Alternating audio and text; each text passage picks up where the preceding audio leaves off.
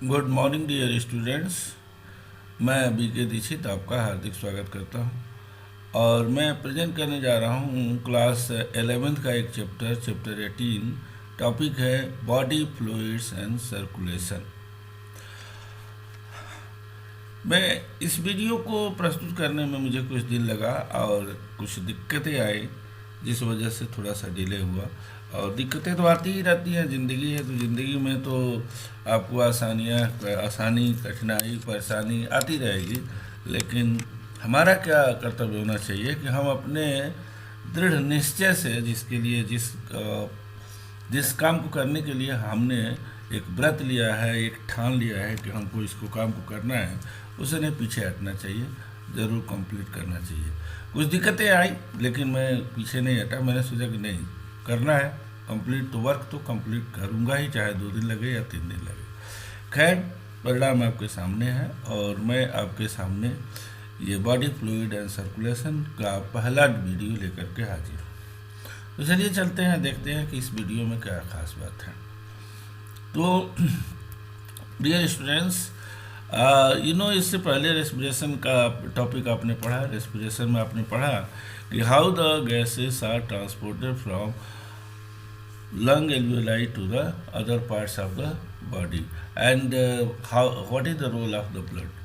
यहाँ हम लोग पूरा ब्लड वेस्कुलर सिस्टम के बारे में पढ़ेंगे और साथ ही साथ कुछ अदर ऑर्गेनिज्म के अंदर वाटर वेस्कुलर सिस्टम की चर्चा करेंगे। हालांकि उसके ऊपर हमको डिटेल में नहीं डिस्कशन करना है।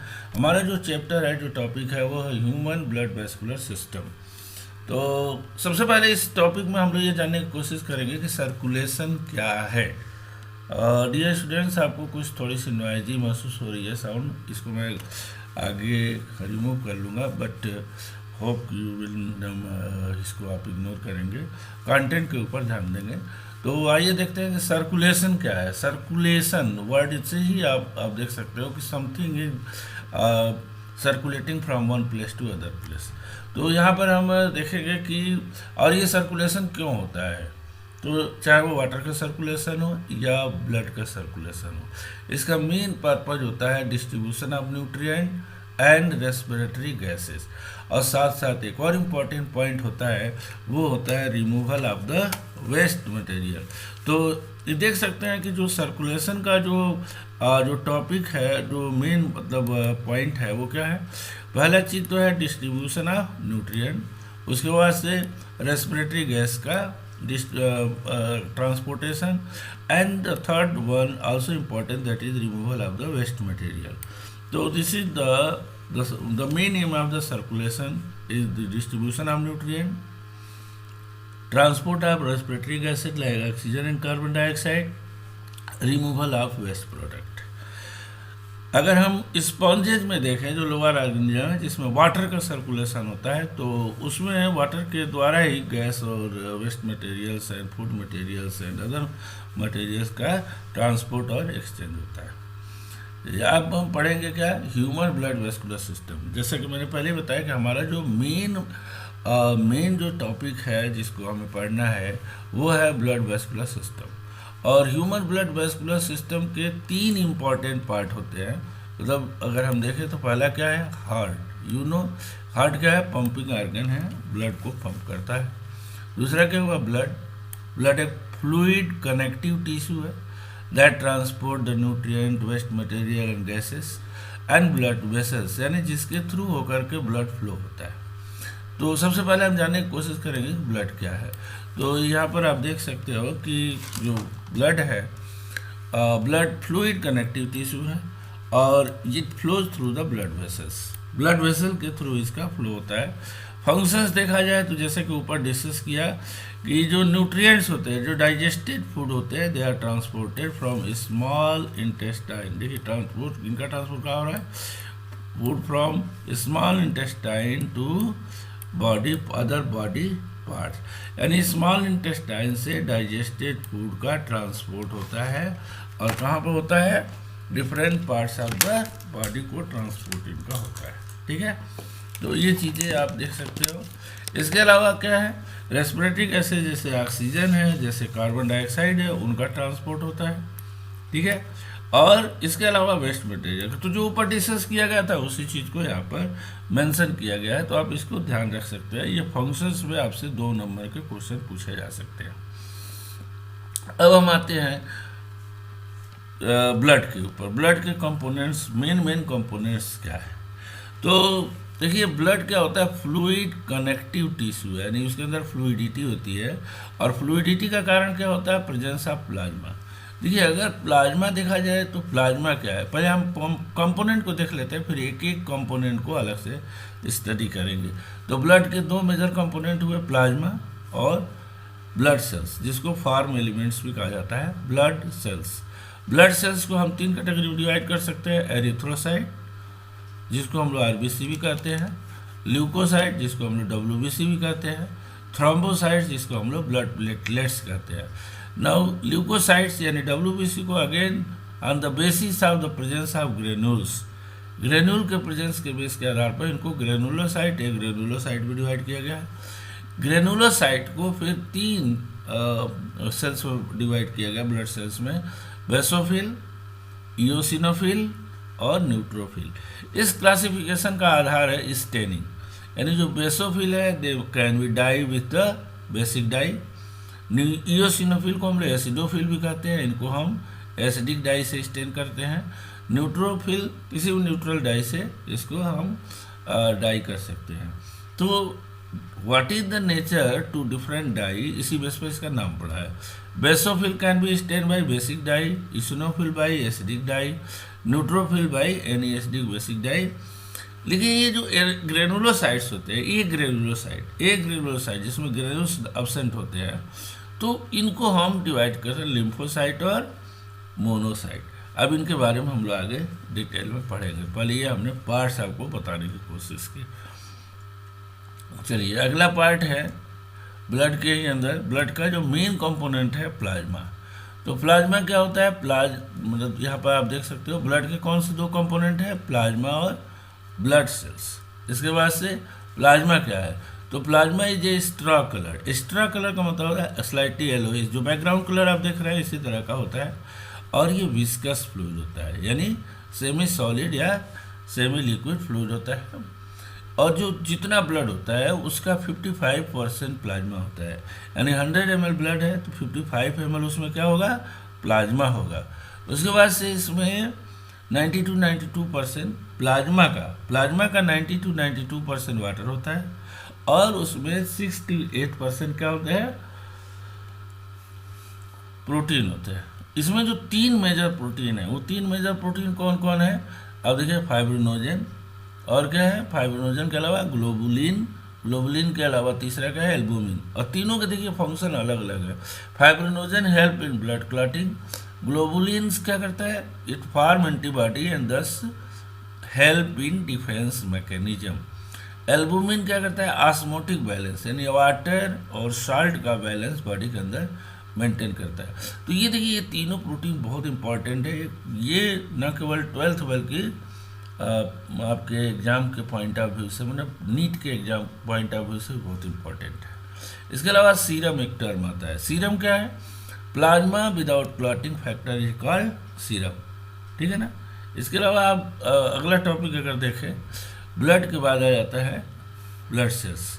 ब्लड सेल्स में आरबीसी में एक चीज़ होता है कि न्यूक्लियस एब्सेंट होता है, और इसलिए इसको सेल न कह के कार्प सेल्स कहा जाता है। ये एक पॉइंट आप ध्यान देंगे। ये आरबीसी में जो सी वर्ड है, सेल्स भी यूज होता है, बट राइट जो वर्ड है वो है कार्प सेल्स। और कार्प सेल्स इसलिए कहा जाता है क्योंकि इसके अंदर न्यूक्लियस नहीं होता है। तो रेड ब्लड सेल्स क्या होते हैं? अगर देखा जाए, मेन पॉइंट्स अगर देखा जाए, तो हेल्दी मैन में इसकी जो संख्या होती है वो 5 to 5.5 मिलियन होती है पर मिलीमीटर क्यूब। देखो, ये बोन मैरो सेल्स में फार्म होते हैं। फार्मेशन कहाँ होता है? बोन मैरो सेल्स में फार्म होता है, और इनके अंदर न्यूक्लियस नहीं होता है, ठीक है। इनका जो शेप होता है वो बाइकॉनकेव होता है। बाइकॉनकेव आप समझ सकते हैं इसको, जो है बाइकॉनकेव क्या होता है? बाई कॉनकेव का मतलब कि इस तरह का जो है बाई कॉनकेव, यू कैन, अगर फिजिक्स में आपने बाई कॉनकेव लेंस और कॉन्वेक्स लेंस का यूज किया होगा तो देखा होगा, ऐसे हम लोग सिंबॉलिक यूज करते हैं। तो आरबीसी का शेप इस तरह से बाई कॉनकेव होता है। इसके अंदर न्यूक्लियस क्यों नहीं होता है? क्योंकि ज़्यादा से ज़्यादा हीमोग्लोबिन एकोमोडेट किया जा सके। अब प्रश्न उठता है कि हीमोग्लोबिन क्या है? तो हीमोग्लोबिन एक coloured, red coloured iron containing pigment है। क्या है? आयरन कंटेनिंग पिगमेंट है। और ये ऑक्सीजन के साथ इसकी एफिनिटी होती है, तो ऑक्सीजन के लंग एल्वियोलाई से बॉडी टिश्यू तक ट्रांसपोर्टेशन में हीमोग्लोबिन का बहुत इंपॉर्टेंट रोल होता है। ये तो ऑलरेडी आप रेस्पिरेशन में पढ़ चुके होंगे। एक हेल्दी मैन में अगर 100 ml ब्लड देखें तो 100 ml ब्लड में 12 टू 16 ग्राम हीमोग्लोबिन प्रेजेंट होता है। और एक नई चीज़ आपको बता दें जो अक्सर हर जगह नहीं मिलती है। एक ग्राम हीमोग्लोबिन 1.3 ml ऑक्सीजन को कैरी करता है। इस तरीके से 100 ml ब्लड में जो हीमोग्लोबिन 12 से 16 ग्राम प्रेजेंट होता है, दैट कैरी 20 ml ऑक्सीजन। ये याद रखिएगा, बहुत इंपॉर्टेंट पॉइंट बताया मैंने। इसके अलावा आरबीसी की जो average life, that is also very important question. क्या है? आरबीसी की जो एवरेज लाइफ होती है 120 डेज होती है। उसके बाद उसके जो कंपोनेंट्स होते हैं वो स्प्लीन में डिस्ट्रॉय हो जाते हैं, इसलिए स्प्लीन को हम ग्रेवयार्ड ऑफ द आरबीसी भी कहते हैं। इसके बाद से आप आ जाइए डब्ल्यूबीसी के ऊपर। डब्ल्यूबीसी में जो कंपोनेंट्स आपको पहले बता चुके हैं, इसलिए हम इसको एक कंपैरेटिव स्टडी यहाँ पर करेंगे। जल्दी से इस पार्ट को समाप्त करके और कंपैरेटिव स्टडी करेंगे, जिसमें all the 5 kinds of cells को हम लोग पढ़ेंगे। इनको हम जनरली डब्ल्यूबीसी कहते हैं, उन्हें जो है, और ये कलरलेस होते हैं क्योंकि इनके अंदर हीमोग्लोबिन एब्सेंट होता है। इसके अलावा न्यूक्लियस प्रेजेंट होता है। आरबीसी में तो न्यूक्लियस एब्सेंट होता है, लेकिन यहाँ प्रेजेंट होता है। संख्या भी इनकी कम होती है, 6000 से 8000। ये दैट इज इम्पॉर्टेंट पॉइंट है कि आरबीसी की जो संख्या होती है उससे काफ़ी कम डब्ल्यूबीसी की संख्या होती है। 6000 से लेकर के 8000 तक होता है। जनरली शॉर्ट लिव्ड होते हैं और मेजर 2 तरह के वाइट ब्लड सेल्स होते हैं, जिनको ग्रेनुलोसाइट और ए ग्रेनुलोसाइट में क्या किया गया है? क्लासीफाई किया गया है। अगर यहाँ पर देखिए शॉर्ट है जो डब्ल्यूबीसी है, granulocyte, neutrophil, eosinophil, basophil. Neutrophil की संख्या सबसे ज़्यादा होती है, 65% तक पाए जाते हैं, यानी 60 to 65% क्या होते हैं? न्यूट्रोफिल होते हैं। इओसिनोफिल की संख्या 2 से 3% होती है। बेसोफिल की संख्या सबसे कम होती है। अगर न्यूक्लियस में लोग की संख्या देखा जाए तो न्यूट्रोफिल में 4 to 7, इओसिनोफिल में 2 होती है, इसमें 2 से ज़्यादा होती है बेसोफिल के अंदर, यानी सबसे ज़्यादा न्यूट्रोफिल में होगा, उसके बाद से बेसोफिल में, और लोग की संख्या इओसिनोफिल में 2 होती है। फंक्शंस बहुत इंपॉर्टेंट है, इसलिए आप ध्यान दीजिएगा। जो न्यूट्रोफिल होते हैं फैगोसाइटिक नेचर होते हैं, यानी पैथोजेन या जो भी जर्म होते हैं उनको किल करते हैं, उनको ईट करते हैं और इस तरीके से इम्यूनिटी प्रोवाइड करते हैं।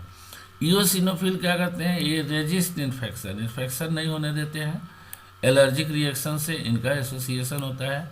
बेसोफिल जो है इन्फ्लेमेटरी रिएक्शन से इन्वॉल्व होते हैं, इन्फ्लेमेटरी रिएक्शंस में इनका रोल होता है।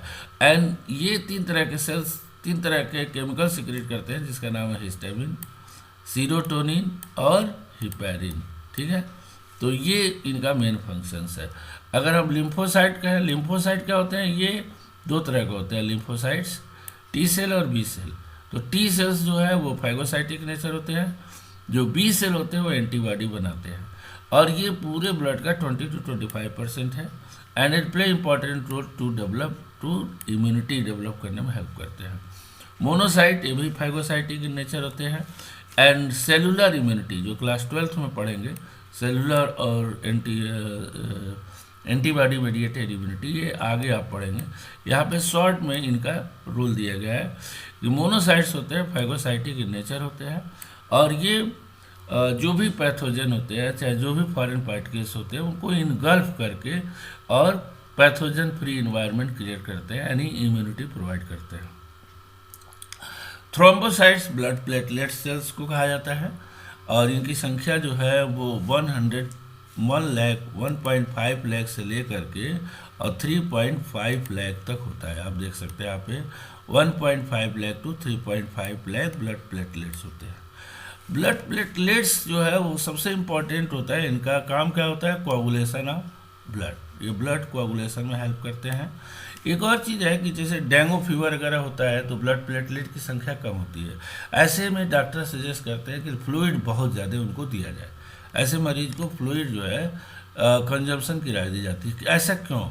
इसके पीछे रीज़न ये है कि जब blood clotting factor blood platelets की कमी होती है तो क्या करते हैं? It leads to loss of excess blood. इसके मतलब ब्लड प्लेटलेट की कमी होने से जो एक्सेस जो फ्लूइड का जो लॉस होता है उसको कंपनसेट करने के लिए फ्लूइड ज़्यादा से ज़्यादा इनटेक सजेस्ट किया जाता है। इनटेक का फ्लूइड सजेशन दिया जाता है। इसके अलावा अब अगला एक इम्पॉर्टेंट पॉइंट है क्लॉटिंग और कोआगुलेशन ऑफ ब्लड। आपने अभी देखा कि ब्लड प्लेटलेट्स का जो सबसे इम्पॉर्टेंट रोल होता है कोआगुलेशन ऑफ ब्लड, या इसी को हम लोग क्लॉटिंग ऑफ ब्लड कहते हैं। ठीक है, तो इसमें क्या होता है? सबसे पहले क्या होता है कि जो इंजर्ड टिश्यू होते हैं, जैसे चोट, ब्लड क्लॉटिंग कहाँ होगा? चोट लगेगा, ब्लीडिंग होगी। तो जब चोट लगेगा तो इंजर्ड टिश्यूज होंगे और इन इंजर्ड टिश्यू से एक केमिकल निकलता है जिसका नाम है थ्रोम्बोप्लास्टिन। ये याद रखिएगा, थ्रोम्बोप्लास्टिन। थ्रोम्बोप्लास्टिन कैल्शियम, अभी यहाँ पर रोल कैल्शियम आयन का बड़ा इंपॉर्टेंट हो जाता है। ये क्या करता है? कैल्शियम आयन और एक प्रोटीन, ये क्या करता है? थ्रोम्बोप्लास्टिन को कन्वर्ट करते हैं प्रोथ्रोम्बिनेज। एक और प्रोटीन होता है, एंजाइम होता है, प्रोथ्रोम्बिनेज में कन्वर्ट कर देता है। तो एक तो ये पार्ट हुआ कि जो इंजर्ड टिश्यू है उसे थ्रोम्बोप्लास्टिन निकला और थ्रोम्बोप्लास्टिन कैल्शियम के प्रेजेंस में प्रोथ्रोम्बिनेज में कन्वर्ट हो गया। दूसरी तरफ जो इंजर्ड टिश्यू में जो ब्लड के अंदर जो ब्लड प्लेटलेट्स होते हैं वो प्लेटलेट फैक्टर 3 जिसको हम लोग थ्रोम्बोप्लास्टिन कहते हैं उसको रिलीज होता है। ये याद रखिएगा, प्लेटलेट थ्रोम्बोप्लास्टिन रिलीज होता है। ये कैल्शियम आयन में थ्रोम्बोकाइनेज में बदल जाता है। यानी there are 2 source of thrombokinase. Thrombokinase is converted into prothrombin और प्रोथ्रोम्बिन अगेन कैल्शियम आयन के प्रेजेंस में फाइब्रिनोजन ये क्या करता है? जो थ्रोम्बिन में बदल जाता है। Prothrombin is converted into thrombin.